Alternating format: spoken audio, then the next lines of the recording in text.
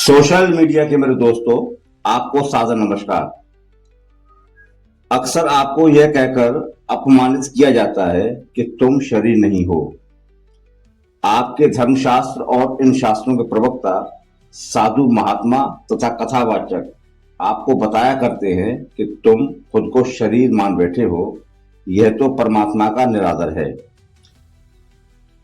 लेकिन दोस्तों, मैं शास्त्रों का नहीं बल्कि आपका प्रवक्ता हूं। मैं प्रवक्ता हूं उस आम आदमी का जिसको परमात्मा ने यहाँ जीवन जीने के लिए भेजा है।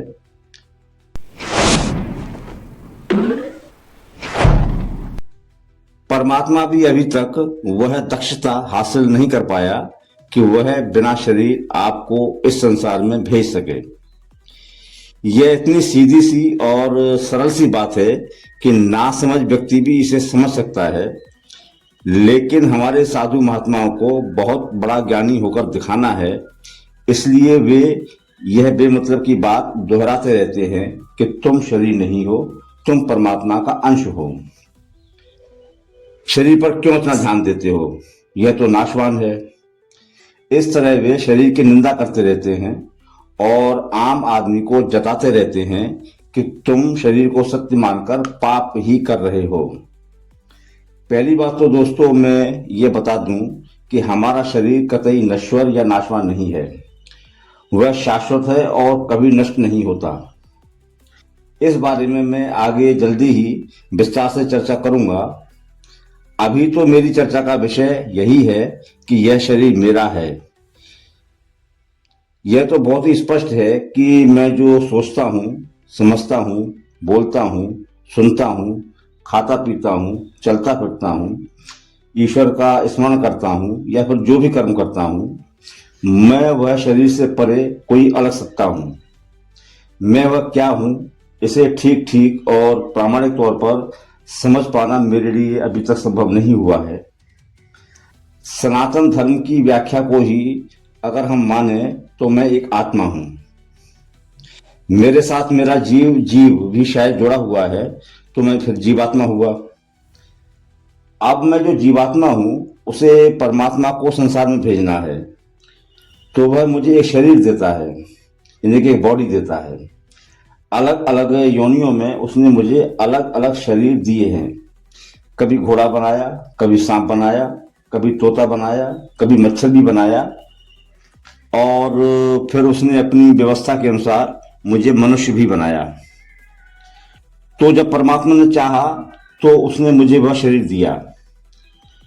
तो यह शरीर मेरा हुआ या फिर नहीं हुआ? तो जब यह शरीर मेरा हुआ और अगर मैं अपने शरीर से प्रेम करता हूं, इस पर अभिमान करता हूं, इसकी देखभाल करता हूं, तो मैं कैसे तो कोई पाप या अपराध कर रहा हूं और कैसे ईश्वर का निरादर करता हूं? ये बड़े ही बुनियादी सवाल हैं दोस्तों। लेकिन साधु महात्माओं के दिमाग में ये सवाल क्यों नहीं आते? अच्छा, कुछ कथावाचक बहुत होशियार बनते हुए कहते हैं कि जिस शरीर की तुम इतनी देखभाल करते हो वो शरीर तो किराए का मकान है। तो इनके कहने का मतलब है क्या? क्या किराए के मकान की देखभाल नहीं करनी चाहिए? दोस्तों, सवाल यह भी है कि हम मनुष्यों को पहले शरीर मिलता है और उस शरीर का जो नाम है वो बाद में मिलता है। अब बड़े मजे की बात है कि शरीर तो तुम्हारा नहीं है, लेकिन शरीर को जो नाम मिला वो तुम्हारा ही है। आत्मा या जीवात्मा का तो कोई नाम होता नहीं है, न परमात्मा कोई नाम देकर हमको इस संसार में भेजता है। फिर शरीर के विलुप्त होने के साथ ही हमारा नाम भी तो लुप्त हो जाना चाहिए, लेकिन वह चलता रहता है, यानी कि हमारा नाम जो है वो चलता रहता है। राम और कृष्ण के शरीर तो नहीं रहे, लेकिन नाम चल रहे हैं। सूर, तुलसी, मीरा, कबीर, रसखान, बुद्ध, महावीर, नानक आदि जितने भी ये महान लोग हुए, इनके शरीर तो अब नहीं रहे, मगर नाम तो चल रहे हैं ना। तो ये क्या गड़बड़ झाला है दोस्तों, ये गड़बड़ झाला कुछ भी नहीं है। यही तो हमारे शरीर की महिमा है। विलुप्त हो जाने के बाद भी हमारे नाम के सहारे हमारा शरीर व्यक्त होता रहता है। अच्छा, एक और बात पर गौर कीजिए दोस्तों। कथावाचक अपने प्रवचनों में शरीर की निंदा सिखाते रहते हैं और खुद शरीर का ही पूजन करते रहते हैं।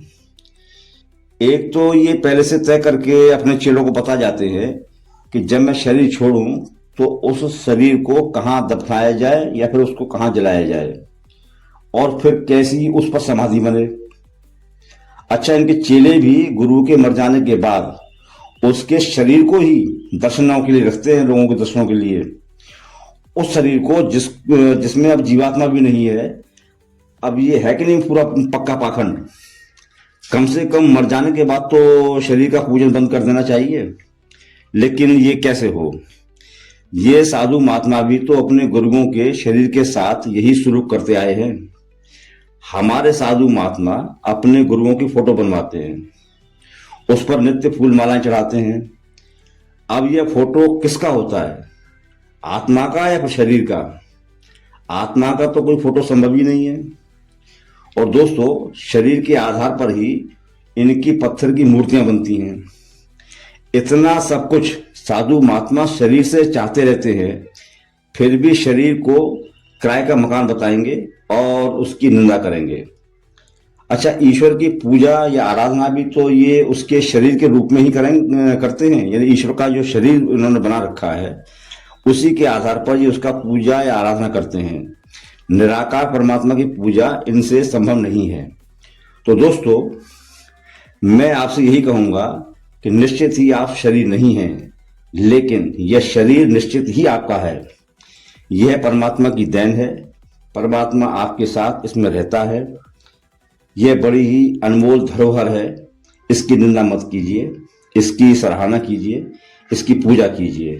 दोस्तों, आज इस चर्चा में इतना ही।